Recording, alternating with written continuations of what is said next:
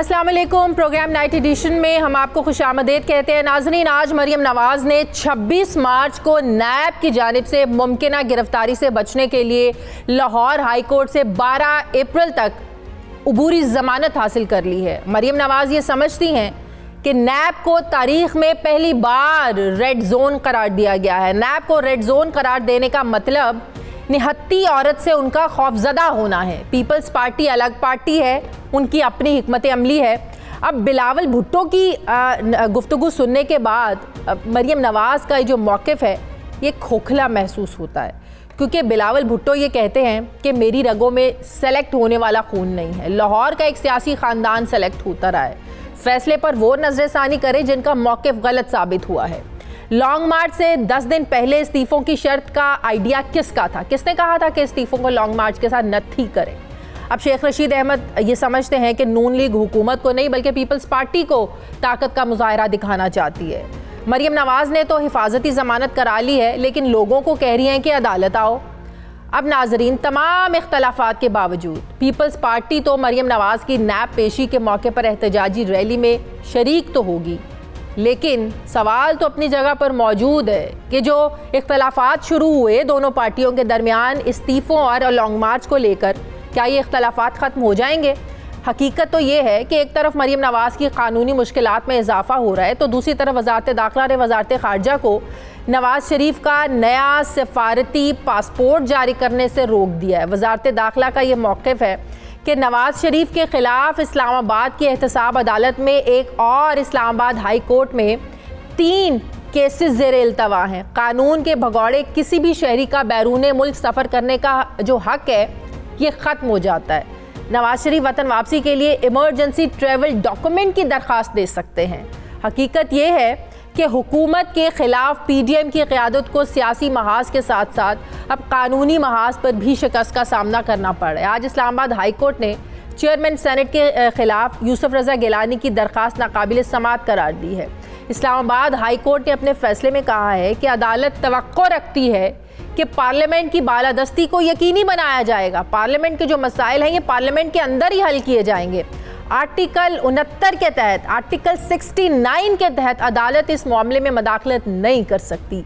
Chairman का election senate का अंदरूनी मामला ही है। इलेक्शन का सारा अमल हाई कोर्ट के दायरा इख्तियार से बाहर है। जबकि दौरान समाअत अदालत ने अपने रिमार्क्स में ये भी कहा कि अगर यूसुफ रज़ा गिलानी के पास अक्सरियत है तो वो सादिक संजरानी को हटा सकते हैं, उनको हटा दें। एक तरफ इस्लामाबाद हाई कोर्ट ने चेयरमैन सेनेट के इलेक्शन के खिलाफ दरख्वास्त नाकाबिल समाअत करार दी है, तो दूसरी तरफ आज सुप्रीम कोर्ट ने कौमी असम्बली के हल्का एन ने 75 डस्का के ज़िमनी इंतखाबात से मुताल्लिक केस की समाअत की। दौरान समाअत जस्टिस उमर अता बंदयाल ने रिमार्क्स दिए कि एन 75 में 2 हैवी वेट्स की लड़ाई है, दोनों अना के साथ लड़ रहे हैं। लड़ाई बड़ों की है, भुगत अवाम रहे हैं। अवाम को हैवी वेट्स के रहमो करम पर नहीं छोड़ सकते। इसी पे बात करूँगी नाज़रीन, मुझे सीनियर सहाफ़ी तज्ज़ियाकार सुहेल वड़ाइद साहब ने ज्वाइन किया है। अस्सलाम वालेकुम, बहुत बहुत शुक्रिया सुहेल वड़ाइद साहब आपका। सुहेल साहब, लाख मरियम नवाज़ बिलावल से इख्तलाफात की तरदीद करें, लेकिन हकीकत ये है कि मरियम नवाज़ ने जिसको मुतबादिल की तरफ इशारा किया वो पाकिस्तान पीपल्स पार्टी ही थी। नून लीग ये समझती है कि पीपल्स पार्टी अकेले कुछ नहीं कर सकती। बिलावल भुट्टो ने जिस तरफ इशारा किया कि पंजाब का एक ख़ानदान सेलेक्ट होता आया है, वो भी इशारा नून लीग की तरफ था। फिर पीपल्स पार्टी के लोग टीवी पर आकर ये कह रहे हैं कि हम ऐसी खुफिया मुलाकातें नहीं करते हैं जिसे DG ISPR को प्रेस कॉन्फ्रेंसेस में आके बताना पड़े। इख्तलाफात इस नहज पर पहुँच चुके हैं कि आपको लगता है कि वापसी उसी तरीके से हो सकती है? ऐसी PDM जिसने एक बार तो आप भी समझते हैं कि हुकूमत को टफ टाइम दिया था, हुकूमत परेशान थी कि अगर जत्था आके इस्लामाबाद बैठ गया तो पता नहीं कितनी मुश्किलात हो जाएंगी। आप समझते हैं कि ये तितर बितर हो चुकी है और अब हुकूमत को कोई खतरा नहीं था, है जो था वो भी टल गया है? ये बहुत हद तक आपकी बात दुरुस्त है कि जो ख़तरा था हुकूमत का उससे उसको रिलीफ मिला है। हाँ। लेकिन इसका ये मतलब नहीं कि ये बिल्कुल तितर बितर हो गए हैं और अब इकट्ठे नहीं बैठेंगे। इनकी बड़ी पुरानी हिस्ट्री है, ये कई दफ़ा इकट्ठे हुए हैं, कई दफ़ा इनमें इख्तलाफात होते हैं। जब तक इमरान खान मौजूद है मेरा ख्याल है कि ये चाहे एक डोरी से बंधे रहे, एक कच्चे धागे से बंधे रहे, फिर भी किसी न किसी तरह ये इत्तेहाद को कायम रखेंगे, ये अपने इख्तलाफात भी कायम रखेंगे और साथ भी चलते रहेंगे। इख्तलाफात हो या सुलह हो, इसमें अवाम के मफाद का अंसर आपको कहीं नजर आता है? क्या इनके इख्तलाफात अवाम के इश्यूज पर है, या अगर इनकी सुलह होती है क्या वो अवाम के इश्यूज पर होती है, अवाम के इश्यूज पर इकट्ठे होते हैं? ये एक गैर फितरी इत्तेहाद था और अपने अपने मफादात के लिए नहीं था क्या सोहेल वड़ाइच साहब? नहीं, देखें, ये कहना कि कौन सा फितरी इत्तेहाद है कौन सा गैर फितरी बड़ा मुश्किल है। पहली तो बात है कि उस वक्त तो सारे ही ये मान रहे थे कि यही अपोजिशन इत्तेहाद है। हाँ। और यही फितरी इत्तेहाद है। अब अगर इख्तलाफ हुआ है तो इसको गैर फितरी कैसे कह सकते हैं? असल बात तो ये है कि हर पार्टी, 9 पार्टियों का अपना अपना मौक़िफ़ है और 9 पार्टियां अपनी अपने मौक़िफ़ पर में बाज़ पर इख्तलाफ करती हैं, बाज़ पर इत्तफाक करती हैं। तो बुनियादी तो बात यह है कि इस्तीफ़ों के मामले में पीपल्स पार्टी पहले दिन से ये हक महफूज रखती थी कि इस्तीफ़े नहीं देंगे। उन्होंने आज से 1985 में इस्तीफ़ों के मामले पर इख्तलाफ किया था और आज तक वो करते आ रहे हैं। उन्होंने कभी इस्तीफ़े नहीं दिए, इस्तीफ़े की धमकी दे देते हैं लेकिन इस पर अमल नहीं करते और उनका यकीन है कि हमें पार्लिमानी सियासत से आउट नहीं होना।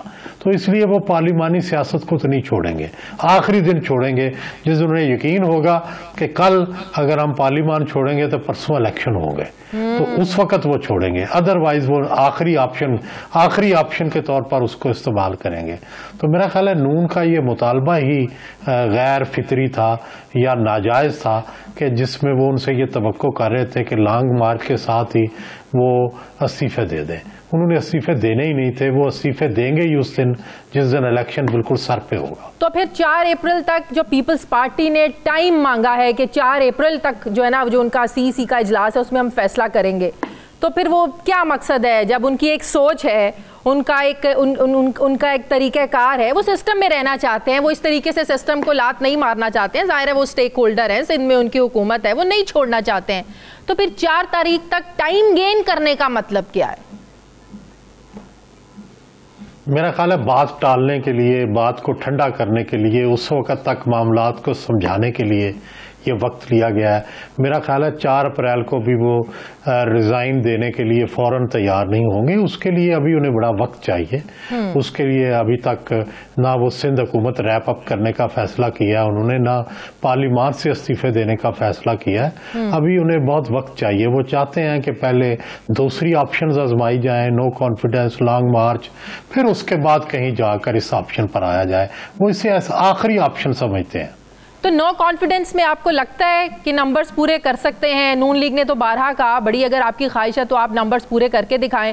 फिर नून लीग ये भी समझती है कि जहां नंबर पूरे होते हैं तो बास कुछ ऐसी कुव्वतें होती हैं जिनका साथ आपके लिए ज़रूरी होता है, जिनकी थपकी ज़रूरी होती है। नंबर्स पूरे होने के बावजूद भी आप बहुत बार हार जाते हैं।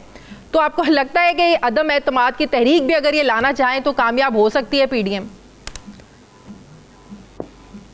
देखें, वो तो अगर लॉन्ग मार्च भी कामयाब नहीं हो सकता अगर वो कुव्वतें साथ ना हो, इलेक्शन भी नहीं हो सकता अगर वो कुव्वतें साथ ना हो, वो कुव्वतें साथ ना हो तो कुछ भी नहीं हो सकता, जलसे भी नहीं हो सकते।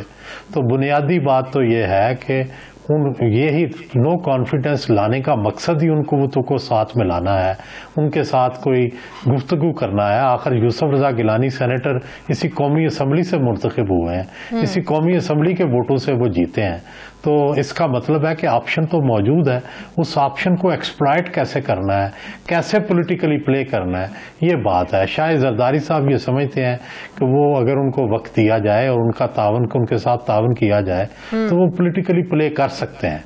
नून समझती है कि नहीं, पॉलिटिकल प्ले नहीं हो सकता, लेकिन ये बात तो तय है कि अगर एस्टेब्लिशमेंट साथ आ जाए तो यही जो नो कॉन्फिडेंस है ये कामयाब भी हो सकती है। लेकिन आपको पता है पीडीएम की जमातों की ये सोच है, खासकर नून लीग ये समझती है कि बैकडोर एस्टेब्लिशमेंट से पीपल्स पार्टी की बात चल रही है, किसी स्क्रिप्ट के तहत पीपल्स पार्टी चल रही है जिसकी वजह से पीडीएम का स्क्रिप्ट पीपल्स पार्टी ने खराब कर दिया है। तो ये बात आपको किस हद तक दुरुस्त लगती है कि बैकडोर कहीं ना कहीं कुछ डील हुई है, कोई चीजें तय हुई हैं जो पीपल्स पार्टी इस मोटिव से पीछे हट गई है?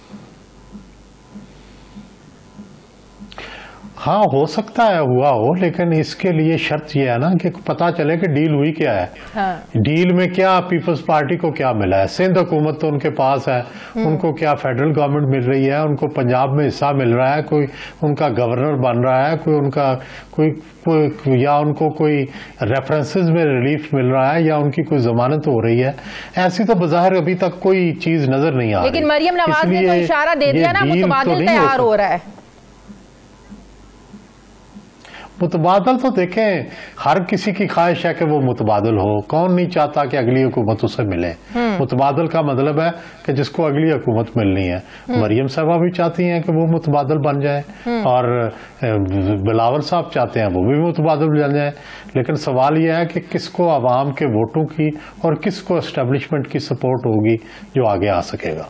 पीपल्स पार्टी पीडीएम के बगैर अपने मकसद में कामयाब हो सकती है, या पीडीएम पीपल्स पार्टी के बगैर कामयाब हो सकती है? नहीं, मेरा नहीं, दोनों कामयाब नहीं हो सकते। मेरा ख्याल है सिवाय पीडीएम के कोई रास्ता नहीं है, इनको इकट्ठे चलने के सिवा कोई रास्ता नहीं है। ये लड़ते भी रहेंगे और साथ चलते भी रहेंगे। अब मामला इतना उलझ गया है कि मरियम और बिलावल आमने सामने, जरदारी साहब और नवाज शरीफ साहब आमने सामने, मौलाना भी तनकीद कर रहे हैं पीपल्स पार्टी पर।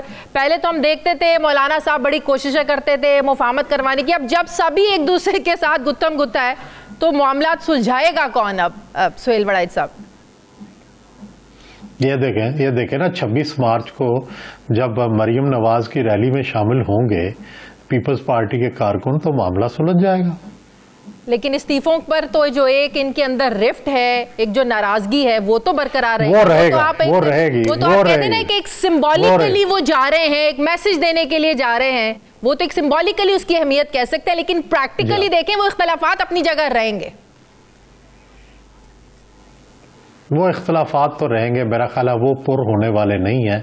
लेकिन लॉन्ग मार्च पर फिर भी इत्तेफाक हो सकता है, बाद में भी हो सकता है। तो अगर लॉन्ग मार्च होता है तो लॉन्ग मार्च क्या इस चीज की जमानत होगा कि इमरान खान को घर भेज दिया जाएगा? देखें, वो तो इस्तीफे भी इस बात की जमानत नहीं है कि इस्तीफे देने के बाद इमरान खान घर चले जाएंगे। ना ही लॉन्ग मार्च इस चीज़ की जमानत हो सकता है। ये तो एफर्ट है, ये तो कोशिश है। आप कोशिश करते रहेंगे कि कभी आप किसी हरबे में कामयाब हो जाएंगे, किसी में नाकाम हो जाएंगे। हो सकता है लॉन्ग मार्च इतना कामयाब हो जाए कि हर चीज़ क्रिपल हो जाए। हो सकता है लॉन्ग मार्च टोटली नाकाम हो जाए, उसका कोई असर ही ना पड़े।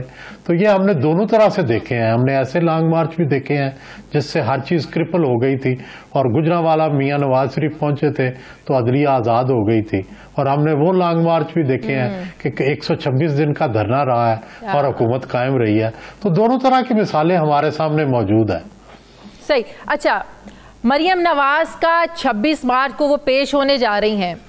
क्या ये हमारी सियासी जमातों का वतीरा दुरुस्त है कि कारकुनों के जत्थे लेकर चले जाना? क्या ये नैब को प्रेशराइज करने की एक कोशिश है?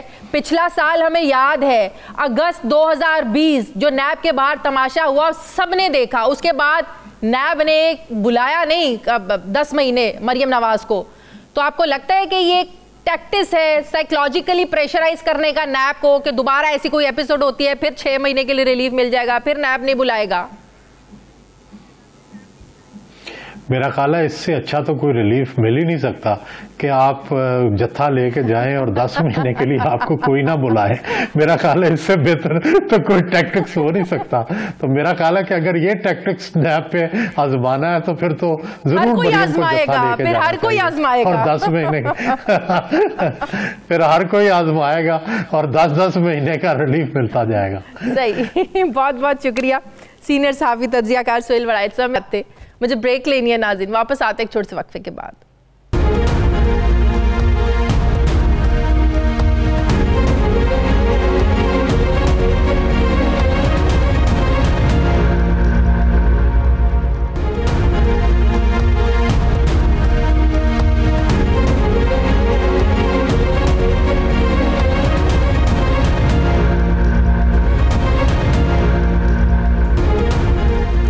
ब्रेक के बाद एक बार फिर से आपको खुशामदीद कहते हैं। पाकिस्तान पीपल्स पार्टी के सीनियर रहनुमा कमर ज़मान कायरा साहब मुझे ज्वाइन कर रहे हैं। अस्सलाम वालेकुम, बहुत बहुत शुक्रिया कायरा साहब। कायरा साहब, क्या ये बात दुरुस्त है कि 26 मार्च को पाकिस्तान पीपल्स पार्टी के जो कारकुनान हैं वो आपकी क़यादत में मरीम नवाज से इज़हार यकजहती के लिए नैब के दफ्तर जा रहे हैं? जी जा रहा है, जी बिल्कुल जा रहा है, सही है सर। क्या ये एक सिंबॉलिकली साथ है, इज़हार यकजहती है? क्योंकि जो इख्तलाफात हैं वो आज भी बरकरार हैं, जो PDM में फूट है, इख्तलाफात हैं वो आज भी बरकरार हैं। और आपको पता है इस्तीफ़े और लॉन्ग मार्च का जो मसला है, अब तो बातें हो रही हैं कि PDM टूट गई है, PDM को संभालने वाला कोई नहीं है, हर कोई आपस में गुत्थम गुत्ता है। तो सर क्या ये सिंबॉलिकली साथ है या सिर्फ इख्तलाफात भी ख़त्म हो जाएंगे? देखिए, ये क्या कहते हैं, ख्वाहिशें तो लोगों की आसमान तक जा सकती है, उसके ऊपर तो कदगने नहीं है, लेकिन हमारा आपस में दूरी हुई थी। हमने वक्त लिया है कि हम CC से बात करेंगे। उसके बाद तल्ख बातें हुई जिससे ये तासर गया और वो नहीं होनी चाहिए थी। अनफॉर्चुनेटली वो हुई, ना होती तो बहुत अच्छा होता। लेकिन ये तासर के जी PDM टूट गई है, PDM अब चल नहीं सकती, ऐसा बिल्कुल कुछ नहीं था। ये कोई अचंभे की बात नहीं थी, आपस में तसादम तो नहीं, लेकिन आपस में मुतजाद आरा का हो जाना कोई ऐसा अचंभे वाला काम नहीं था। बट सवाल ये है कि इस वक्त हम वहाँ पे सिंबॉलिकली का क्या मतलब हुआ? जब हम जा रहे हैं, कारकुन जा रहे हैं, तो हम आज नहीं जा रहे, हम इससे पहले भी ये समझते हैं और कहते हैं और हमेशा कहते रहे हैं कि ये नैब सिर्फ अपोजिशन के रहनुमाओं को गिरफ्तार करती है। और अब जब PDM की तहरीक जो है वो मोमेंटम पकड़ रही है, तो उसकी क़यादत के खिलाफ कभी मौलाना फजलुर रहमान साहब, कभी जरदारी साहब, कभी अब मरियम बीबी को बुला लिया गया है। कायरे साहब, आप बिल्कुल सही बात कर रहे हैं, लेकिन इतने महीनों के साथ के बाद, एक स्टेज पर तकरीरें करने के बाद, इन इख्तलाफात पर जो आप कह रहे थे जो तल कलामी हुई नहीं होनी चाहिए थी, उसके बाद बिलावल साहब का ये कहना एक ख़ानदान लाहौर में सेलेक्ट होता है, हम सेलेक्टेड नहीं हैं। फिर आपके लोग TV चैनल्स पर आकर ये कहें कि हम जो है ना वो इस्टेब्लिशमेंट से इस तरह मुलाकातें नहीं करते हैं कि DG ISPR को आकर प्रेस कॉन्फ्रेंस में बताना पड़े। तो सर इस तरह के इख्तलाफात को जब सामने लेकर आएंगे तो सर बातें तो होंगी ना कि इख्तलाफात बढ़ गए हैं, लड़ाई बढ़ गई है। मैंने गुजारिश की कि ये बातें नहीं होनी चाहिए थी। मैंने पहले दिन कहा, जब आप टेलीविजन के जरिए, मीडिया के जरिए एक दूसरे को मैसेजिंग शुरू कर देते हैं तो फिर ये तलखी बढ़ जाती है, इस तरह की बदमज़गी बन जाती है। ये बातें जो हुई, ये भी तो किसी ट्वीट के किसी सवाल के जवाब में हुई ना।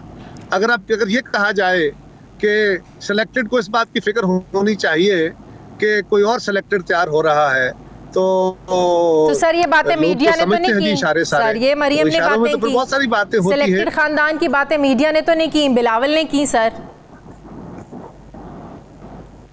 देखिए, तो जवाब तो मीडिया का सवाल था, उसमें जवाब आ गया। नहीं, उधर से ना होता तो जवाब भी ना आता। तो इनिशिएट हमने तो नहीं किया, लेकिन जो हुआ अच्छा नहीं हुआ। इसके अलावा आपने फरमाया कि वहां पे लॉन्ग मार्च के हवाले से या ये जो एक दूसरे पे बातें तमादी है, बातें तमादी की कैफियत तो बन गई, इल्जामात लगे, तो हम पे कहा जाएगा कि जी हमारी कोई डील, कोई ये, कोई वो राब्ते, कोई शक शुबह, तो फिर ये बात हमारा कोई बंदा कह देगा ना कि जुबैर साहब जो मिले थे। तो इस तरह की बातें होती रहती है, लेकिन ये बातें ना होती तो उसके जवाब भी ना आते। तो मेरा ख्याल है जो हुआ, अब मजीद बातें करके उसको हम आगे लेकिन सर ये बात तो दुरुस्त है ना कि पीपल्स पार्टी का एक मौक़िफ़ रहा है, बात नहीं करनी कि तलखी का बायस बने। सर पीपल्स पार्टी का एक ये तो मौक़िफ़ रहा है ना कि सिस्टम के अंदर रहकर ही लड़ना है, इस्तीफ़े देने के आप हामी नहीं रहे। आप लोगों ने ये बात की कि इस्तीफ़ों का जो ऑप्शन है ये बिल्कुल आखिरी और हतमी ऑप्शन होगा। तो सवाल मेरा ये है कि जो इतने महीनों में इस्तीफ़ों का फ़ैसला आप लोग, मतलब कि यही था ना कि नहीं देने, तो जो टाइम गेन किया गया है 4 अप्रैल तक, इसमें कोई फ़ैसला बदल लेंगे, तब्दील कर लेंगे फ़ैसला जो इतने महीनों में नहीं हो सका, PDM कायल नहीं कर सकी कि क्यों इस्तीफ़ों और लॉन्ग मार्च का इकट्ठा होना ज़रूरी है? देखिए, गुजारिश ये है कि वो है कि हम अदम एतमाद की तहरीक लाएं, उसके ऊपर बैठ के बात करें और वो तहरीक लानी चाहिए।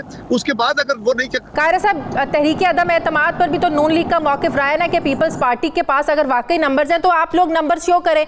साथ वो ये कहते हैं कि नंबर्स पूरे हों भी तो एक तीसरी कुव्वत होती है, अगर वो चाहे तो कामयाब हो जाता है और नाकाम हो जाता है।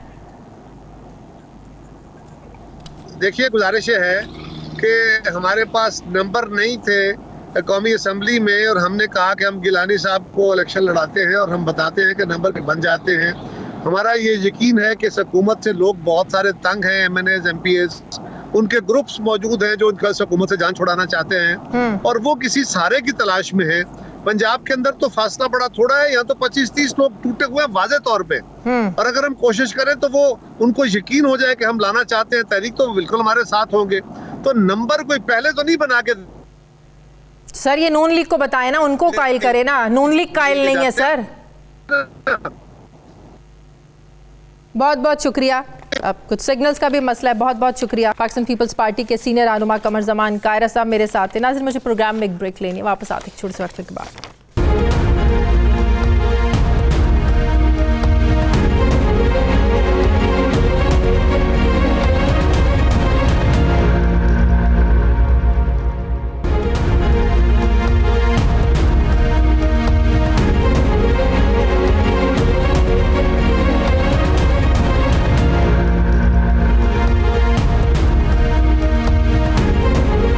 के बाद एक बार फिर से आपको खुशामदीद कहते हैं। नाजरीन, तवील कशीदगी के बाद पाकिस्तान और भारत के दरमियान ताल्लुकात में बेहतरी का इम्कान जो है ना वो नज़र आ रहा है। अमरीकी मीडिया के दावों के मुताबिक दोनों ममालिक के दरमियान ताल्लुकात मामूल पर लाने की खातिर मुत्तहिदा अरब अमारात की दरपर्दा कोशिशें जारी हैं। पाकिस्तान और भारत के दरमियान हालिया सीज़ फायर मुआहदे के पीछे भी मुत्तहिदा अरब अमारात का हाथ है। अमरीकी मीडिया के मुताबिक जंगबंदी का ये मुआहदा पायदार अमन के वसी रोड मैप का आगाज़ है और अमन के इसी रोड मैप के तहत अगले मराहिल में सफ़ीरों का तकर्रुर, तिजारत की बहाली और कश्मीर का जो मसला है इसका हतमी फैसला हल इस एजेंडे में शामिल है। और अमरीकी मीडिया के बकौल दोनों ममालिक शंघाई ताउन तंजीम के तहत इंसदाद दहशतगर्दी की मशकों में भी हिस्सा लेंगे। अमरीका भी अफगानिस्तान में दोनों ममालिक की महाजराई को ख़त्म कराने के लिए कोशां है। अब एक तरफ अमरीकी मीडिया दोनों ममालिक के दरमियान ताल्लुकात की बेहतरी की नवीद सुना रहा है, तो दूसरी तरफ गुज़श्ता चंद रोज़ के दौरान पाक भारत ताल्लुकात में ड्रामाई हम तब्दीलियां भी देख रहे हैं। इस्लामाबाद में मुनाकिदा सिक्योरिटी डायलॉग की तकरीब से खिताब में वज़ीर आज़म इमरान खान ने कहा था कि खित्ते में अमन के लिए भारत को पहला कदम उठाना पड़ेगा। 5 अगस्त 2019 के इक़दाम के बाद जब तक वो पहला कदम नहीं लेते तो हम बदकिस्मती से आगे नहीं बढ़ सकते। भारत को अक़वाम मुत्तहिदा की करारदादों के मुताबिक कश्मीरियों को हक़ खुद इरादियत देने का वादा पूरा करना चाहिए। फिर हमने देखा सिक्योरिटी डायलॉग की तकरीब से खिताब करते हुए chief of army staff general Bajwa का ये कहना था कि वक्त आ गया है कि माजी को दफन करके मुस्तकबिल की जानिब बढ़ें। हमारे हमसाये को मसला कश्मीर हल करना होगा। गैर हलशुदा तनाज़ात गुर्बत बढ़ा रहे हैं। मुस्तहकम पाक भारत ताल्लुकात मशरक़ी और मगरबी एशिया को करीब ला सकते हैं। अब नाजरीन, एक तरफ मुल्क की आला क़यादत भारत से पहला कदम उठाने का मुतालबा कर रही है, तो दूसरी तरफ भारतीय वज़ीर आज़म नरेंद्र मोदी ने पहले वज़ीर आज़म इमरान खान के कोरोना वायरस का शिकार होने पर उनकी सेहतयाबी के लिए नेक तमन्नाओं का इजहार किया। फिर यौम पाकिस्तान के मौके पर भारतीय वज़ीर आज़म और सदर की जानिब से अपने हम मनसब को खतूत लिखकर पाकिस्तानी अवाम को मुबारकबाद दी गई। अपने ख़त में भारतीय वज़ीर आज़म ने कहा कि पड़ोसी मुल्क के तौर पर भारत पाकिस्तानी अवाम से खुशगवार ताल्लुकात का ख्वाहिशमंद है, जिसके लिए एतमाद पर मबनी दहशतगर्दी और दुश्मनी से पाक माहौल ज़रूरी है।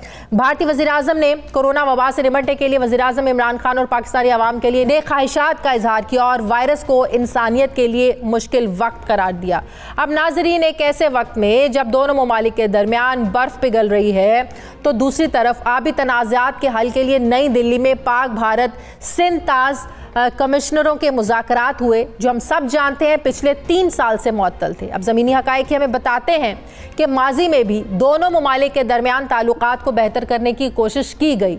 नवाज शरीफ के दूसरे दौरे हुकूमत में न सिर्फ उस वक्त के भारतीय वज़ीर आज़म अटल बिहारी वाजपेयी लाहौर आए, बल्कि दोनों ममालिक के दरमियान दोस्ती बस सर्विस का आगाज़ भी हुआ। फिर उसके बाद हमने देखा जनरल मुशर्रफ के दौरे हुकूमत में पाक भारत ताल्लुकात में बेहतरी के लिए मुज़ाकरात की कोशिशें भी की गईं। परवेज़ मुशर्रफ ने भारत का दौरा भी किया, मगर हर मरतबा कारगिल, कभी मुंबई हमले, पठानकोट और पुलवामा जैसे वाक़यात ने इन मुज़ाकरात को जंग के माहौल में तब्दील किया। वज़ीर आज़म इमरान खान की जानिब से करतारपुर राहदारी को खोलने के बावजूद मोदी के जंगी जुनून ने पाकिस्तान की अमन की ख्वाहिश को पूरा नहीं होने दिया। अब सवाल ये है कि क्या दोनों ममालिक के दरमियान सिफारती और तिजारती ताल्लुकात की बहाली से मसला कश्मीर हल हो सकता है? क्या सवाल ये भी है कि भारत क्या 5 अगस्त के इक़दामात को वापस लेने के लिए तैयार होगा या नहीं? बात करूंगी इसी पर। मुझे ज्वाइन करें दिफाई तज्जियाकार जनरल रिटायर्ड एजाज अवान साहब। अस्सलाम वालेकुम, बहुत बहुत शुक्रिया जनरल साहब आपका। जनरल साहब, अस्सलाम शादिया। जनरल साहब, अमरीकी मीडिया का ये दावा कि पसे पर्दा कोशिशें हो रही हैं, मुत्तहदा अरब अमारात की कोशिशें हैं, बैकडोर कोशिशें जारी हैं कि पाकिस्तान और भारत के दरमियान जो एक टेंशन है, जो बिल्कुल एक जंग का माहौल पैदा हो जाता है मुख्तलिफ वाक़यात के बाद, जो मैंने अपने इंट्रो में भी हवाला दिया, उसको ख़त्म करने की, उस टेंशन को ख़त्म करने की कोशिश की जा रही है। लेकिन सवाल बुनियादी एक ही है सर, वो ये कि क्या भारत 5 अगस्त के इक़दामात जो किए कश्मीर में वो वापस लेने को तैयार होगा? क्या उसके बगैर हम बात को आगे बढ़ाएंगे?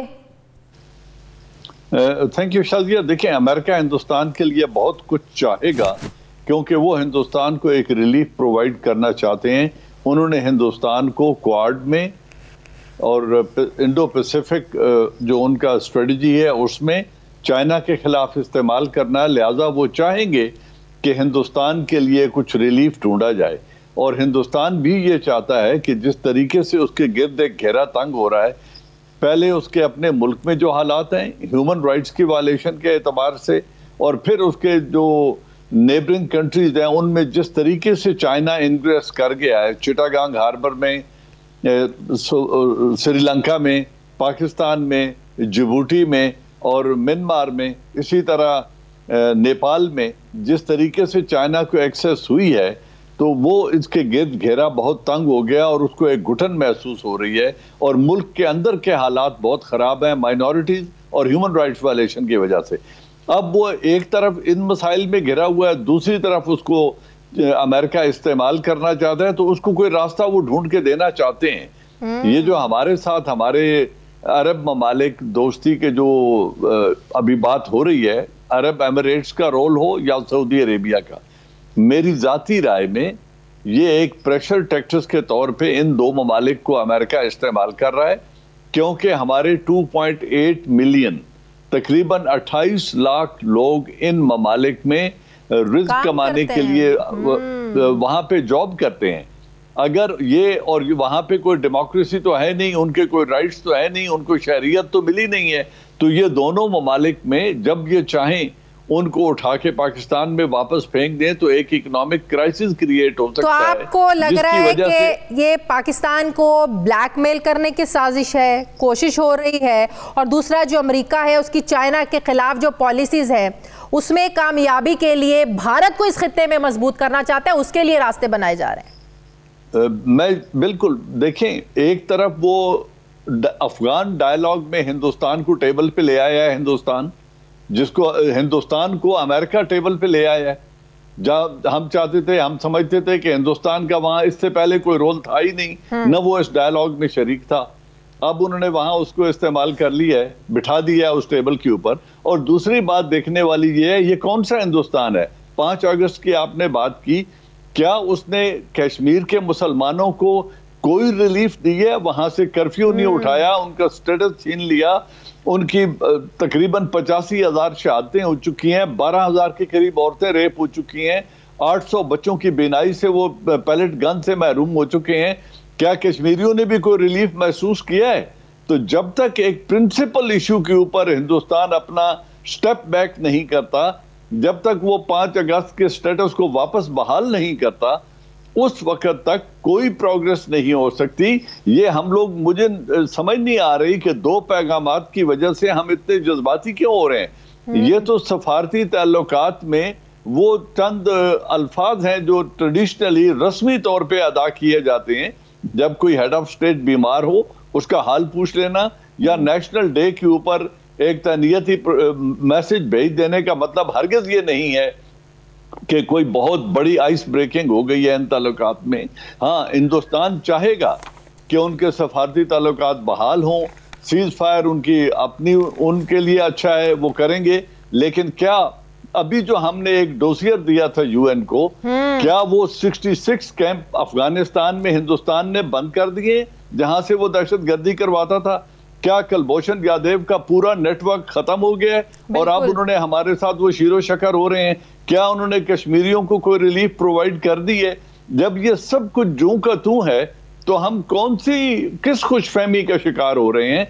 हमने इस वक्त एक कमजोर तरीन हिंदुस्तान, हिंदुस्तान पिछले 72 बरस में इतना लेकिन कमजोर, ये कितना बड़ा खतरा है। अभी एक आपने खौफ की बात की ना कि सऊदी अरब और मुत्तहदा अरब अमारात में जो हमारे पाकिस्तानी वर्कर्स वहाँ पे काम करते हैं, मुलाजमतें करते हैं, उनको किसी वक्त निकाला भी जा सकता है। तो कितना बड़ा थ्रेट हो सकता है हमारे लिए जनरल साहब ये? देखिए, थ्रेट तो हो सकता है अगर वो इस तरह की हठधर्मी पे उतर आए। दोनों किंगडम्स हैं, वहां पे कोई डेमोक्रेसी या राइट्स नहीं होते। अगर वो ये उस एक्सट्रीम पे चले जाएं ये फैसला करने के लिए, क्योंकि हमने एक झलक अभी पिछले दिनों देखी थी जब इजराइल को न मानने का, उनको रिकॉग्नाइज न करने का हमने इंडिया दिया था, तो जो $3 बिलियन हमें सऊदी अरेबिया ने दिए हुए थे वो फौरन वापस मांग लिए गए। जो हमें डेफर्ड पेमेंट पे ऑयल मिल रहा था उसकी सप्लाई भी गालबन रुक चुकी है, अब हम खरीद रहे हैं। तो अगर ये सब कुछ तो फिर हमारे पास क्या ऑप्शन है?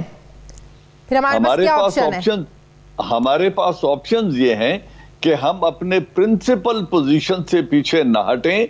जंग इन मसाइल का हल, चाहे पैसे रुक जाए, चाहे तेल रुक जाए, चाहे हमारे वर्कर्स को वापस भेज दिया जाए, हमें अपनी प्रिंसिपल पोजीशन को नहीं छोड़ना। क्या तेल के लिए और ऑप्शंस एक्सप्लोर की जा सकती है ना, कि अगर हमें ईरान से सस्ता तेल मिल सकता है तो फिर वहां से खरीद लें। सही। तो मकसद ये है कि अमेरिका को ये बावर करा दिया जाए बड़े दो टोक अल्फाज में कि जब तक कश्मीर का बुनियादी इशू जो पूरे रीजन को एक खतरे की लपेट में लिए हुए है, जब तक वो नहीं होगा। और मैं एक और रास्ता बताता हूं प्राइम मिनिस्टर ऑफ पाकिस्तान को कि ये मामला उठाकर ले जाएं पार्लियामेंट में और उनके सामने हकाइक रखें और पार्लियामेंट की राय ले लें, सेनेट की राय ले लें, और अगर वहां से भी अभाम और कंफ्यूजन हो तो नेशनल रेफरेंडम करा के कौम की राय ले लें। अगर सब लोग मुत्तफिक हैं कि जी ये फैसला कर ले तो फिर कर लें, किसी एक आदमी की जिद या। लेकिन अभी तक तो फॉरेन ऑफिस ने इस चीज पर बात ही नहीं करी है ना, जो अमेरिकी मीडिया दावा कर रहा है, बात करे इस पर तो किसी ने बात ही नहीं करी कि वाकई ऐसी कोई बात है। ना तरदीद करी है, ना आवाम को एतमाद में ले रहे हैं, ना बता रहे हैं। अगर बात ये अमेरिकी मीडिया गलत कर रहा है तब भी बताएं, सही कर रहा है तब भी बताएं। देखिए, खामोशी जो है ना वही अभाम क्रिएट कर रही है ना एकदम। मैं तो ये सिर्फ देखता हूं एज ए एनालिस्ट कि अभी से सिर्फ 2 माह पहले की बात है, हमने ये बात की थी कि हिंदुस्तान पाकिस्तान के अंदर दहशतगर्दी करवा रहा है। हाँ। हमने ये भी बात की थी कि 66 कैंप हैं और वो डोसियर भी हमने दिए थे जहां हिंदुस्तान की शवाहिद हमारे पास थे कि वो बलूचिस्तान में दहशतगर्दी करवा रहा है। फिर हमारे पास ये भी शवाहिद था कि तकरीबन इस साल भी 1500 से ज्यादा सीज फायर वायलेशन कर चुका है हिंदुस्तान। और जो यूरोपियन यूनियन ने जो डिसइंफो लैब के जो सामने हकायक लाए थे, फिर अर्नब गोस्वामी के जो चैट सामने आई थी, ठीक है, उन तमाम से तो हिंदुस्तान के इरादों में कोई तब्दीली नजर नहीं आती थी। आज अचानक इतना अच्छा हिंदुस्तान कैसे हो गया है, तो इसको हमें बड़े ठंडे दिमाग से देख के एनालाइज करना चाहिए और ये देखना चाहिए कि हिंदुस्तान क्यों इस तरह से कह रहा है, या हमारे ऊपर अगर कोई प्रेशर है तो उसको पार्लियामेंट में शेयर करें। सही, बहुत बहुत शुक्रिया दिफाई तज्जियाकार रिटायर्ड एजाज अवान साहब मेरे साथ थे। मुझे प्रोग्राम में एक ब्रेक लेनी है नाज़रीन, वापस आते हैं छोटे से वक्फे के बाद।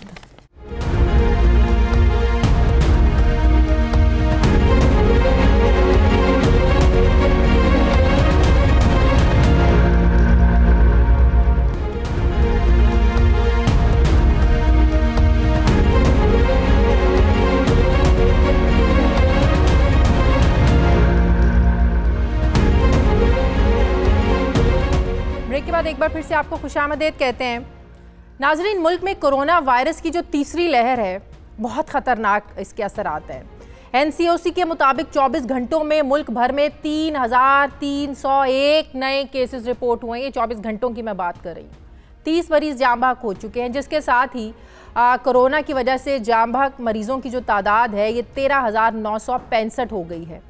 आज एनसीओसी के इजलास के बाद मीडिया से बात करते हुए वफाकी वज़ीर तालीम शफकत महमूद ने कहा कि जिन शहरों में कोरोना का फैलाव ज़्यादा है वहाँ जो तालीमी इदारे हैं ये 11 अप्रैल तक बंद रखे जाएंगे, जबकि 9वीं ता 12वीं के जो इम्तहानात है ये शेड्यूल के मुताबिक मई के आखिर में होंगे। वफाकी वज़ीर तालीम ने कहा कि डाटा से ये मालूम हुआ है कि सिंध, बलोचिस्तान और गिलगित बल्तिस्तान में वबा का जो फैलाव है ये मुल्क के दीगर जो इलाके हैं उनके मुकाबले में कम है। जहां मुल्क में वैक्सीन लगाने का अमल जारी है, वहीं पर मुआविन खुसूसी बराए सेहत डॉक्टर फैसल सुल्तान के मुताबिक चीन से साइनोफार्म वैक्सीन की 10 लाख जबकि कैनसाइनो के 60,000 जो है ना वैक्सीन खरीदी जा रही हैं। जबकि मीडिया रिपोर्ट्स के मुताबिक जो प्राइवेट कंपनीज हैं, प्राइवेट कंपनी है AGP लिमिटेड, ये चीन की तैयार करदा कोरोना वैक्सीन को मुल्क में दरामद करके इसे नेशनल इंस्टीट्यूट ऑफ हेल्थ में वाक़े फिलिंग प्लांट में पैक करेगी, जिससे वैक्सीन की जो कीमत है ये 30% तक कम हो जाएगी। ड्रैप की जानिब से जो इम्पोर्ट शुदा कोरोना वैक्सीन है, अब इसकी कीमतों का तयन करना बाकी है, इस पर बड़ी बहस हो रही है। ड्रैप की जानिब से मुल्क में रूसी वैक्सीनेशन जो है स्पुतनिक, इसकी कीमत 8,449 रुपये, जबकि चीन की तैयार करदा वैक्सीन की जो कीमत है ये 4,225 रुपये मुकर्रर करके काबीना के पास मंजूरी के लिए भेजी गई थी। जिसके बाद जो प्राइवेट कंपनीज थी उनका एतराज़ सामने आया कि चूंकि उन्होंने ये जो वैक्सीन है ये ज़्यादा कीमत में इंपोर्ट की है तो उनकी कीमतों में भी इजाफा किया जाए। काबीना की जानिब से ड्रैप को उन कीमतों पर नजरसानी की हिदायत की गई है और अब ये इम्कान जाहिर किया जा रहा है कि मुल्क में जो इम्पोर्ट की हुई वैक्सीन हैं इनकी कीमत तजवीज़ शुदा कीमत से ज़्यादा मुकर्रर की जाएगी।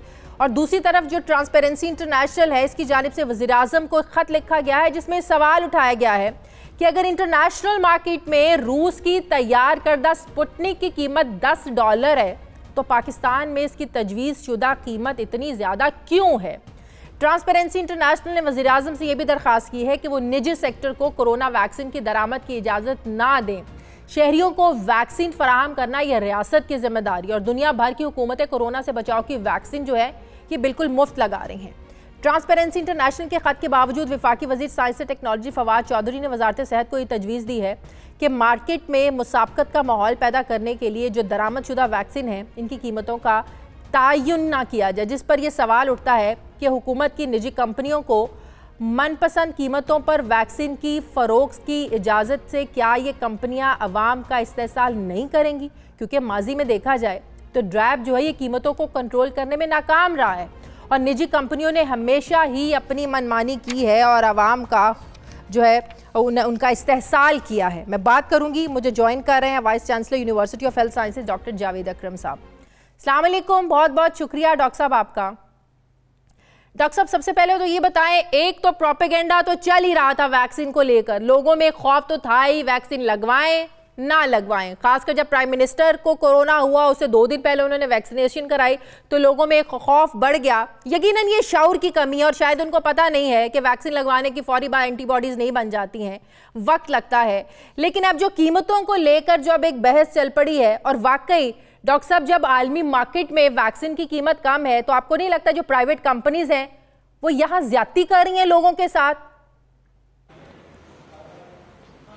देखें शादिया, सबसे पहले मैं ये कहूँगा कि ये जो वैक्सीन है इस वक्त सबसे ज़्यादा सॉट आफ्टर ड्रग है, तो इसको हुकूमत पाकिस्तान को और ड्रैप को फौरी तौर पे एसेंशियल ड्रग लिस्ट में डाल देना चाहिए, क्योंकि जब ये एसेंशियल ड्रग लिस्ट में, इससे ज़्यादा तो इस वक्त एसेंशियल चीज़ कोई नहीं कि जहाँ पे हर 2 घंटे बाद आपके प्रोग्राम के दौरान 2 से 3 जिंदगियाँ चली जाएंगी सिर्फ पाकिस्तान में, और जहाँ दुनिया में 30 लाख से ज़्यादा लोग मर चुके हैं, तो जाहिर है ये बहुत बड़ी एक क्राइसिस है।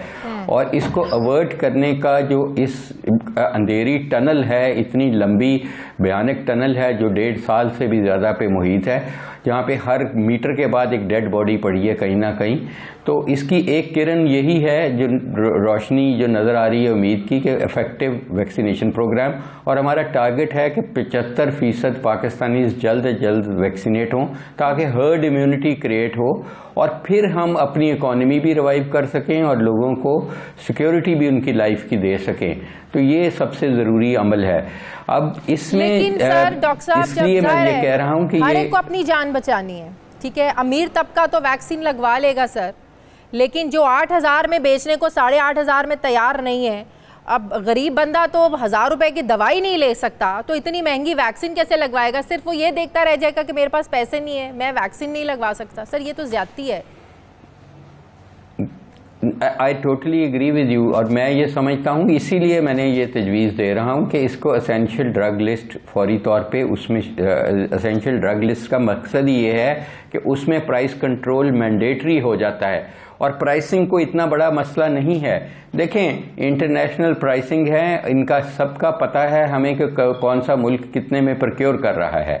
तो आई थिंक इसमें कोई रॉकेट साइंस नहीं है कि मिनिस्ट्री ऑफ कॉमर्स नहीं कर सकती। ये तो बहुत ईजी सी चीज़ है कि हम जब, और गवर्नमेंट जितनी बल्क में मंगवा के, और मैं नहीं कहूँगा कि गवर्नमेंट सबको मुफ्त दे, अगर ये हमारी कॉरपोरेशंस हैं, कम्युनिकेशंस की कंपनीज हैं, जो हमारे एनर्जी प्रोड्यूस करते हैं, वो लोग हैं, जो टेक्सटाइल इंडस्ट्री है, इनको खुद लेने दें। इनके एम्प्लॉयज़ को क्यों गवर्नमेंट दे? गवर्नमेंट उन लोगों को दे जो अनएम्प्लॉयड हैं या जो गुर्बत की सतह से नीचे हैं, जो बिस्प के या एहसास प्रोग्राम के मुस्तहिकीन हैं, उनको डेफिनेटली फ्री दे। लेकिन जो अफोर्ड करते हैं, लेकिन उनकी भी अफोर्डिंग प्राइस इतनी रखे कि उनको गुर्बत की सतह से नीचे ना जाना पड़ जाए। वैसे आपने बड़ी अच्छी की है, जो एहसास प्रोग्राम का डाटा है हुकूमत के पास, हुकूमत को चाहिए कि और वैक्सीन मंगवा के उन लोगों को भी फैसिलिटेट करे। जाहिर है अगर आपने एहसास प्रोग्राम गरीबों के लिए शुरू किया तो आप लोगों को इस चीज़ का फिर अदराक होना चाहिए कि वो वैक्सीन भी नहीं खरीद सकते हैं। फिर आप लोग इस चीज़ से आगे बढ़ें कि आपने सिर्फ 60 साल से जो अबव के लोग हैं आपने उन्हीं को फ्री देनी है। फिर ऐसा नहीं होना चाहिए। फिर आप अपना डाटा इकट्ठा करें और देखें कि कौन डिजर्व करता है, फिर उन लोगों को भी लगाएं आप। और इसके बाद देखें कोवैक्स क्यों बना था। कोवैक्स एक कंसोर्शियम है अमीर मुल्कों की जो वैक्सीन प्रोड्यूस कर रहे हैं उनका, और वो WHO को, उसको देखें, हमारे जो सफारती ज़राए हैं उनको एक्टिवेट फौरी तौर पे बहुत ज़्यादा करना चाहिए, क्योंकि कोवैक्स का मतलब ही ये है कि जो पुअर कंट्रीज़ हैं या डेवलपिंग वर्ल्ड हैं उनको डेवलप्ड वर्ल्ड सब्सिडाइज करे और उनको दे। अभी तक हमें कोवैक्स की वैक्सीन जो है वो क्यों नहीं मिली, और उस कंसोर्शियम में ये तमाम वैक्सीन मौजूद हैं। तो हमें देखें, जो अपने फॉरेन डिप्लोमेट्स हैं, जो एम्बेसीज हैं, उनको एक्टिवेट करना चाहिए इस वक्त, ताकि वो कोवैक्स इज आर राइट। और उसकी कोवैक्स को इन्होंने आसान नहीं किया हम पे। मैं आपको ये बता दूं कि अगर एक मुल्क में बाकी कोरोना रह जाएगा और बाकियों ने हर्ड इम्यूनिटी क्रिएट कर भी ली, जैसे यूके ने कर ली है, ऑलमोस्ट दे आर रीचिंग, कि उन्होंने अपनी 50% से ज्यादा आबादी को किया और उनका फ्लैट हो गया कर्व, आप देखें। तो दिस टेल्स अस कि हाउ इम्पोर्टेंट इट इज। हमें भी हर्ड इम्यूनिटी की तरफ जाना चाहिए डॉक्टर साहब। अगर हमारे यहाँ तो चीजों को महदूद किया जा रहा है, हमें जाना चाहिए। नहीं, 100%. I think all efforts should be on effective and efficient and very quick vaccination programme, और हमें इनडिस्क्रिमिनेट होके कि कोई कितना अफोर्ड करता है, जो नहीं करता उसको फ्री दें, जो अफोर्ड करता है वो खरीद ले। तो इसमें तो कोई इतना बड़ा रॉकेट साइंस नहीं है कि अगर हम इन कॉरपोरेशंस को, बैंक्स को, जो इनके एम्प्लॉयज हैं, इनको कहें कि उनको एक डेडलाइन दें कि जी अपनी इस डेट तक आप लगवाएं वैक्सीन और हमें वैक्सीन पासपोर्ट दें, वैक्सीन सर्टिफिकेशन करें कि आपने कितने एम्प्लॉयज को लगाई है, वो तो फौरी तौर पे करा देना। बाकी कोवैक्स को करें कि जो फॉरेन ऑफिस है हमारा, वो हर बहुत उसको इफेक्टिव होना चाहिए इसमें रोल, क्योंकि कोवैक्स ने कमिट किया हुआ है हमारे जैसे मुल्कों को कि वो प्रोवाइड करेंगे वैक्सीन, और वो जल्द से जल्द होनी चाहिए। सर, तीसरा जो है, भी तो बहस एक चली थी ना कि जब हमने वैक्सीन मंगवानी है तो उसके लिए खास टेम्परेचर की जरूरत है, मनफी टेम्परेचर की जरूरत है, जो कह रहे थे कि बड़ा मुश्किल हो जाएगा, मैनेज नहीं हो सकेगा। तो अब जो वैक्सीन इंपोर्ट हो रही है, क्या वो सहूलियात मुयस्सर हो गई हैं कि वैक्सीन ख़राब ना हो, उसी लिमिटेड जो आपको एक टेम्परेचर रिक्वायर्ड है उस वैक्सीन के लिए वो उसको मिले? देखें शादिया, वो प्रॉब्लम सिर्फ मैसेंजर आरएनए वैक्सीन्स की है, और मैसेंजर आरएनए वैक्सीन्स की हमें कोई ख़ास इस वक्त ज़रूरत नहीं है। हमें इस वक्त जो लोग भी मुझसे पूछते रहते हैं, क्योंकि हम इस वक्त 5वां ट्रायल कर रहे हैं वैक्सीन का, और अच्छी चीज़ ये है कि जो हमारा रिजल्ट आया है उसमें ये 100% सेफ आई हैं, और उसके बाद जो अच्छा चीज़ है कि 100% प्रोटेक्ट किया है उन्होंने सीरियस डिजीज से, 77% प्रोटेक्शन है फ्रॉम डिजीज ऑल टुगेदर। तो और क्या चाहिए, अल्लाह ने तो बहुत करम कर दिया है कि हमें बता दिया कि ये रास्ता है। मैं चाहूंगी जरा कि लोगों में जो एक परेशानी है वो हमारे प्रोग्राम के थ्रू जरा लोगों को पता चल जाए। बहुत से लोगों ने ये शिकायत की और कुछ लोगों की बात भी हुई मेरे से, जिन्होंने वैक्सीनेट करवाया अपने बड़ों को। उन्होंने कहा कि बाद में ब्लड में क्लॉटिंग शुरू हो जाती है, जो उनके लिए तो बड़ी परेशानी का बायस थी। तो जरा ये बता दें कि ये वाकई वैक्सीन की वजह से है, अगर है तो ये खतरनाक तो नहीं है ब्लड क्लॉटिंग?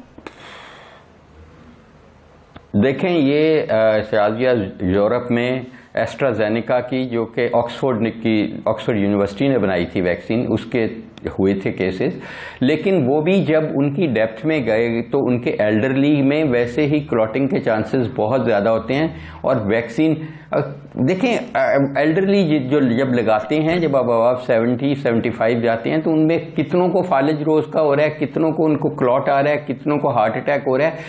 उनको भी अगर वैक्सीन लगाएंगे तो वो वैक्सीन उन चीज़ों से तो नहीं बचाएगी, वो तो इंसिडेंटल फाइंडिंग्स है। दिस हरगिज जीरो चांस है कि वैक्सीन क्लॉट करती है। वैक्सीन लगाने से क्लॉट रुकते नहीं हैं।